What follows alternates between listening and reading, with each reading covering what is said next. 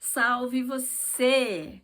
Olha quem está aqui comigo hoje! Esse livrão aqui que eu escrevi, e é um livrão porque são 3 tomos. Isso aqui é uma história só, tá? Eu vou contar para vocês um pouquinho como foi que eu cheguei nisso aqui. Não foi fácil, né? Não foi simples, até porque tem essa parte toda, vamos dizer, braçal, de escrever, de digitar, de revisar, de publicar. Mas é um trabalho que começou mais ou menos em 1986. Imagina, é 86, essa história tá fazendo aniversário agora. Aniversário redondo, né? Fazendo 40 anos aí. O que acontece? A gente vai pegando as ideias, né, de vários lugares. Vem um pouquinho daqui, um pouquinho dali. Então, por que eu registro 86? Porque foi quando eu estava na escola e o professor falando dos pessoal que vinha, né, para o Brasil, aquela coisa Pedro Álvares Cabral, que deixou aqui alguns degredados, e isso vai ficando na cabeça da gente, né? Degredados de Portugal que vinham para cá, e cara, imagina você vir com Pedro Álvares Cabral, que é assim, a primeira missão oficial de Portugal aqui, quer dizer, aqui só tinha os povos indígenas, né? Os donos da terra, e de repente você é um português abandonado aqui, sem falar a língua, sem conhecer os costumes, sem previsão de voltar para casa. Então, assim, foi um choque, assim, eu fiquei, gente, como foi a vida desses homens, né, que ficaram aqui? Não só os que vieram com Pedro Álvares Cabral, mas como os que vieram, mesmo não sendo degredados, que vieram para colonizar. Como era essa vida aqui no século XVI? Isso fica na minha cabeça. Aí depois fica ali, né? Trabalhando lá no inconsciente. Não fica uma coisa, eu fico pensando sobre isso, mas fica aquela pulguinha ali atrás da orelha, aquela formiguinha ali caminhando na cabeça. Depois, em 1993, eu morei em São Luís. Passei um ano lá, dando aula na universidade e andando pela cidade. Eu já tinha morado antes com meus pais, então estava assim, era uma cidade que eu já conhecia, que eu já tinha familiaridade, e eu estava uma visão mais adulta, né? Eu morei lá na adolescência, então em 93 eu já estava com 22 anos, então já era muito adulta. Então, assim, um outro ponto de vista ali da fundação da cidade, eu já escrevia, né? Eu já tinha essa coisa de escrever romance, então eu já estava vendo a cidade com outro ponto de vista, com outros olhos. E ali, a São Luís foi fundada por franceses, depois foram expulsos, né, pelos portugueses e tal, que assumiram a cidade. E eu ficava assim, gente, né, eu já tinha pensado na questão dos portugueses, mas e os franceses também? Imagina o comandante francês, eu fui direto no comandante que ali onde hoje é o Palácio do Governo, mais ou menos ali era o forte dos franceses, né? Então a gente dali tem uma murada que a gente vê o mar. E eu ficava ali e pensava, gente, imagina você ser um francês e estar aqui. E, sabe, tão longe de casa. E a solidão, né, de estar aqui com índios, com portugueses, cercado de portugueses no resto da terra. Como é isso, né? Como é que ele deve ter se sentido de estar nessa situação? E aí isso é mais uma pulguinha que ficou na cabeça, né? Aí teve uma hora que elas se juntaram. Eu falei, gente, a minha ideia original era pegar a história daqueles portugueses que ficaram aqui em 1500 e ir contando a história deles. A primeira ideia se chamava Gerações. Olha só, eu ia sair lá de 1500 e contar a descendência deles até os dias de hoje, que é 40 anos atrás, mas enfim, até os dias de ontem, né, de 40 anos atrás. Aí eu falei, isso daí é demais, né, não vai rolar, não tem a menor condição de eu fazer uma obra dessa envergadura, porque é muita história, né, eu vou estar recontando a história do Brasil do ponto de vista de uma família que se originou de um degredado, né, não tem como.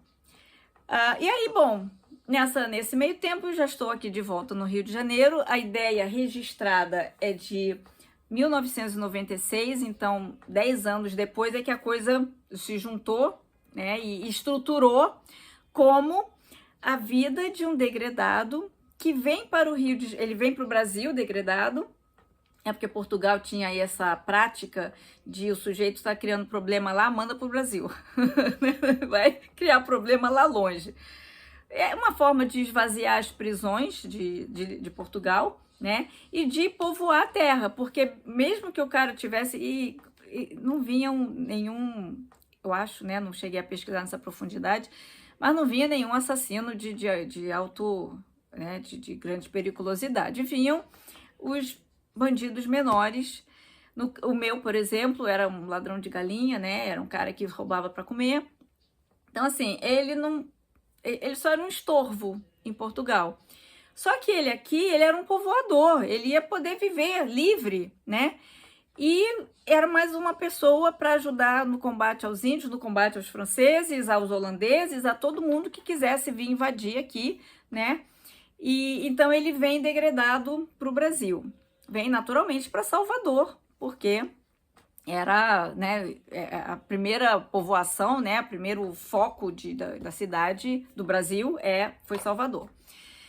E aí, em Salvador, ele continuou roubando e acaba vindo degradado para o Rio de Janeiro. Degradado em que situação? É a época em que Estácio de Sá, Mendes de Sá, vinha de Salvador para ajudar o sobrinho a expulsar os franceses. Aqui no Rio também tivemos os franceses. Então, ele vem para lutar. Ele vem para o Rio de Janeiro para lutar. Tipo, eu sou um estorvo em Portugal, eu estou atrapalhando a vida dos meus concidadãos aqui em Salvador. Ele mesmo pede, me manda para o Rio de Janeiro, eu vou lá, eu vou lutar. Né? E aí, se eu morrer, né, eu fiz a minha parte, eu morri e não atrapalho mais ninguém. Mas se eu não morrer, eu fico lá e vou tentar. É uma cidade nova, né? Uma cidade que não tinha nada. Eu vou conseguir trabalhar, porque a questão dele é que ele não conseguia trabalho. Ele dizia assim, Salvador é uma cidade muito grande. Imagina, no século XVI, Salvador era uma cidade grande. Não era, né? Não sei. Era grande em relação ao Rio de Janeiro, que não tinha nada. Mas em relação a Lisboa, pô, Salvador era uma cidadezinha de nada, né? Mas então ele se oferece para vir lutar no Rio de Janeiro e defender, né? Defender a possessão portuguesa aqui na terra. Então ele vem para o Rio de Janeiro, de certa forma também é uma espécie de um degredo ali dentro do próprio país, né? E ele vem para o Rio de Janeiro para lutar.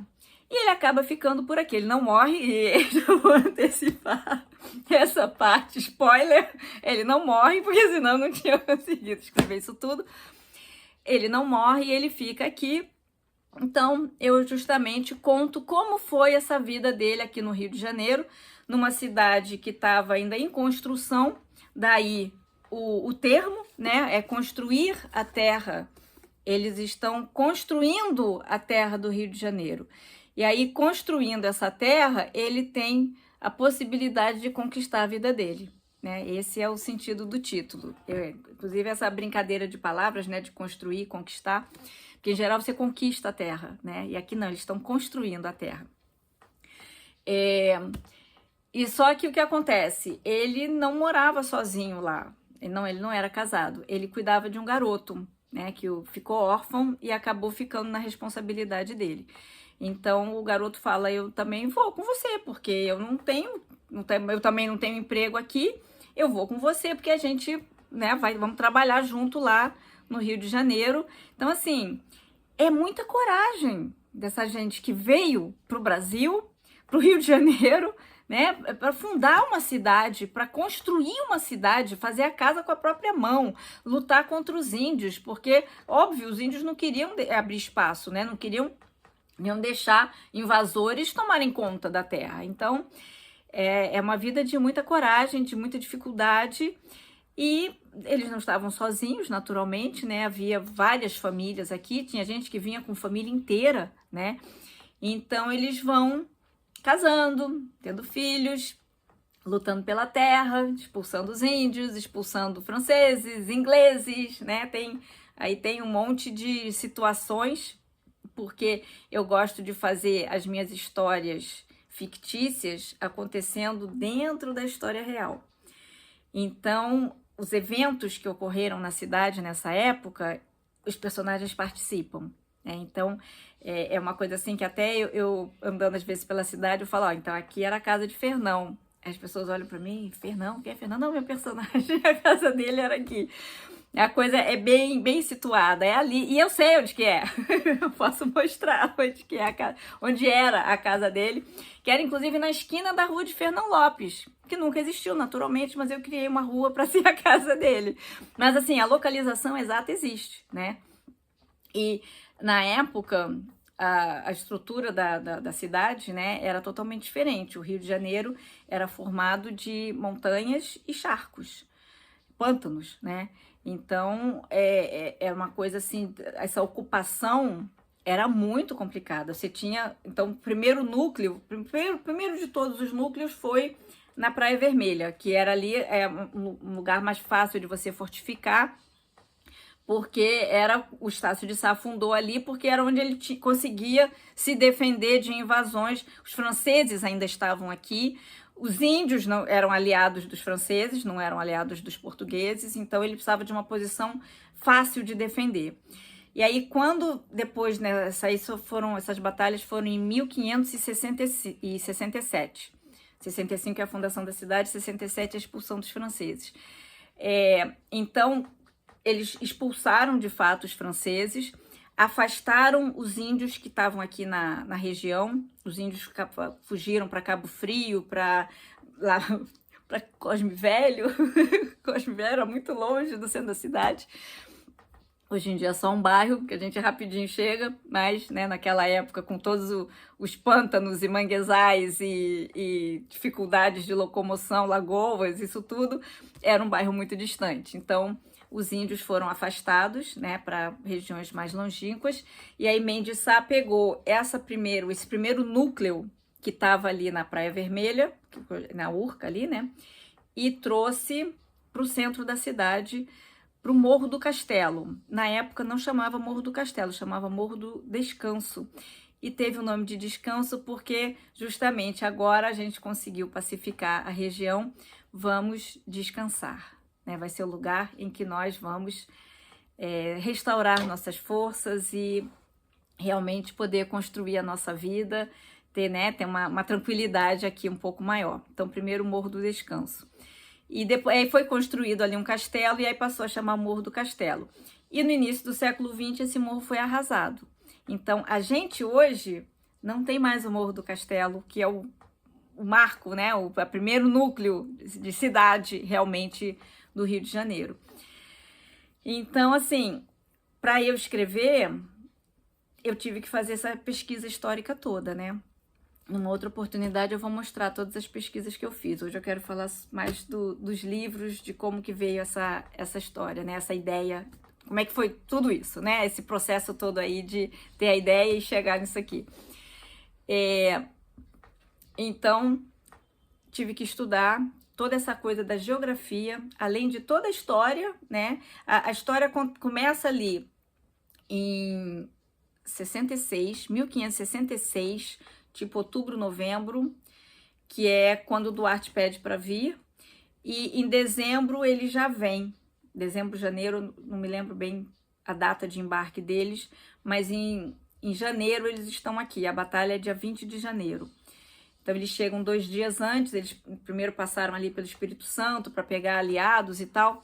Então foi uma viagem longa, né, que eles vieram, e em janeiro eles estavam aqui. Então começa justamente finzinho de 66 e vai até 1º de março de 1592. Então são 25 anos de história aí. Então é a história da construção da cidade do ponto de vista do meu personagem. Por conta disso eu considero que é um romance histórico, né? Não considero romance de época, porque eu tô contando a história da cidade. Claro que tem as tramas todas dos personagens, né? Do Duarte, do Fernão, os namoros, os casamentos, os filhos, né? Os problemas com os filhos, o relacionamento ali com os outros moradores, né? Tem toda a trama ali da história em si, né? Da ficção, mas tudo muito calcado em cima do que está acontecendo na própria história da cidade.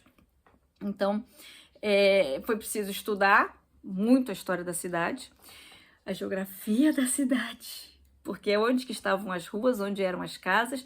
E aí de primeiro eu botei a casa do Duarte num lugar onde nunca houve nenhuma casa. Aí eu tive que mudar a casa dele, tirar, ele morava aqui, eu tive que botar ele para morar do outro lado, porque aí as fontes de referência são mapas de época, que não são muito detalhados, desenhos, né, as pessoas que vinham, os viajantes, né, que eles vinham e desenhavam, o pessoal de época do próprio século XVI, mas também XVII, XVIII, né?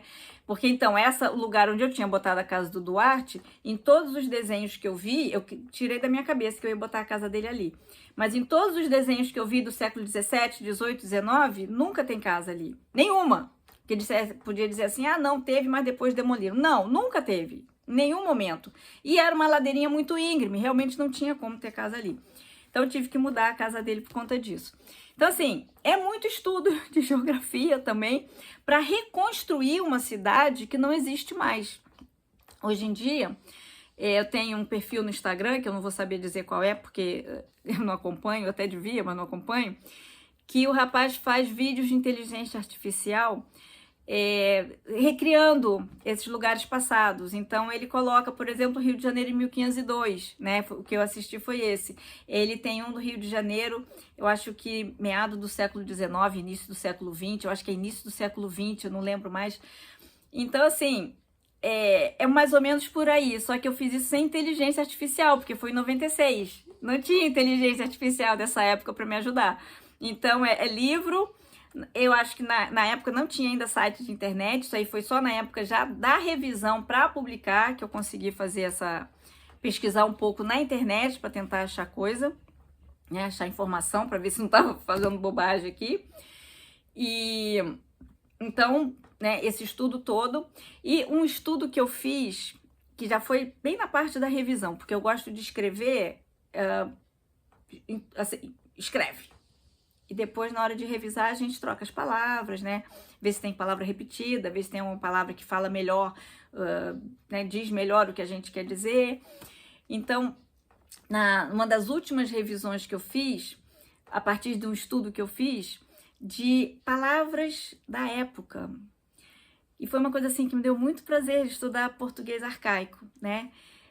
Não dá para ser o português muito arcaico, então assim, eu me baseei em Camões e Gil Vicente, né? O Gil Vicente é mais popular, então até mais interessante para usar. Então, assim, ler os textos antigos e pegar quais são as palavras que eles usavam para dizer determinados conceitos, né? E como que eu vou usar isso aqui?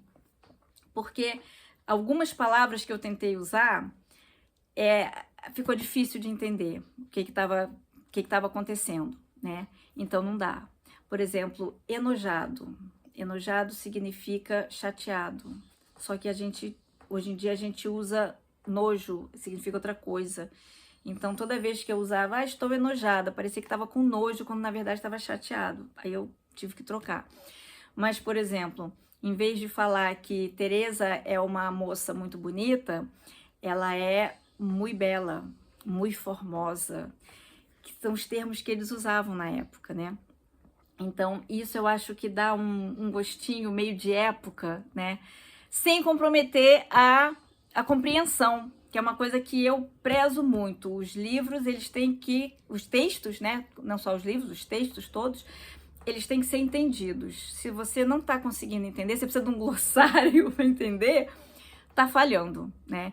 Então, eu tive esse trabalho de procurar quais eram as palavras da época para determinados conceitos, né? Palavras muito características, e procurar ver se estava, se eu podia trocar sem comprometer a compreensão. E teve coisa que eu tive que destrocar depois, porque prejudicou a compreensão. E também uma outra coisa, a questão do diálogo e da narração. A narração é minha nos dias de hoje. Então, eu digo que Teresa é muito bonita. Mas o Fernão, que está lá no século XVI, ele diz que Teresa é muito formosa. Então, esse cuidado todo, esse detalhamento todo, isso eu consegui botar aqui, para dar esse gostinho de antigo. Quero falar também da questão dos nomes, porque o personagem principal se chama Duarte e o outro amigo dele, né, o garoto que ele cuidava, se chama Fernão. E foram nomes escolhidos a dedo, porque eu queria nomes que a gente não usa mais, né? Então é uma coisa assim, até o nome tem essa cara de velho, né? São nomes que em Portugal eles continuam usando, mas aqui no Brasil não. Aqui no Brasil, Duarte virou Eduardo e Fernão virou Fernando.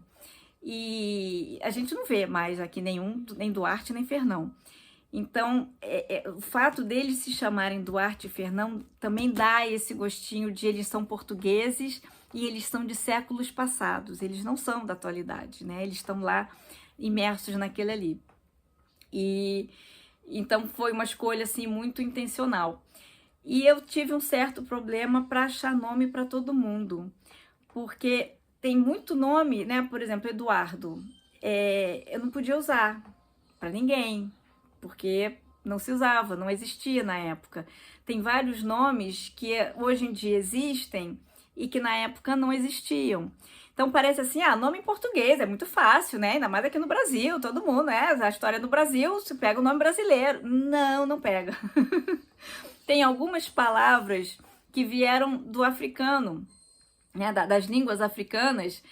E na época a gente tinha muito pouco escravo africano aqui no Brasil. Estava chegando as primeiras levas. Então a língua portuguesa ainda não estava influenciada pelas línguas africanas.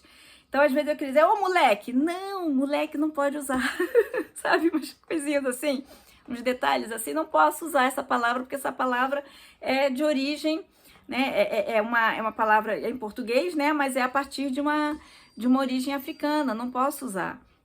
Então, teve todo esse desafio, né? De escolha de palavras mesmo. O que eu posso usar? Tem muita coisa que a gente hoje acha natural, mas que é gíria. Não pode usar. Essa gíria de hoje não é do século XVI. Então, os diálogos todos têm que ser feitos com toda a atenção do mundo. Porque o personagem no século XVI, ele não pode dizer, moleque, não pode.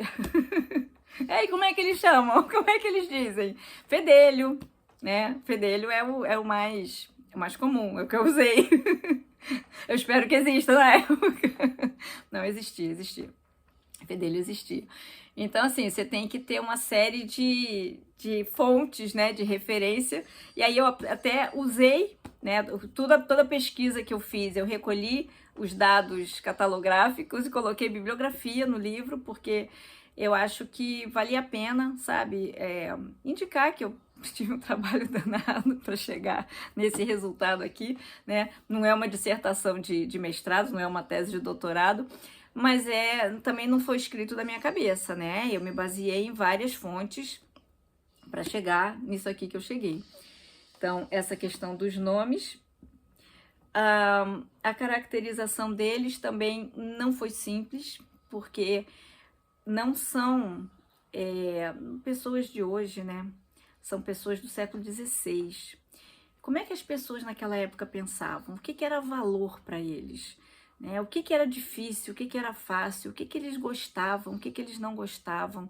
Isso tudo é um pouco de imaginação, né? Mas você tem que ter uma base para inventar em cima de alguma coisa. Então, por exemplo, essa questão da coragem, de ter coragem de vir para cá, né? Mesmo que não veio porque não teve opção, mas estar aqui, permanecer aqui, né? E lutar pela vida aqui é coragem, e é todo dia.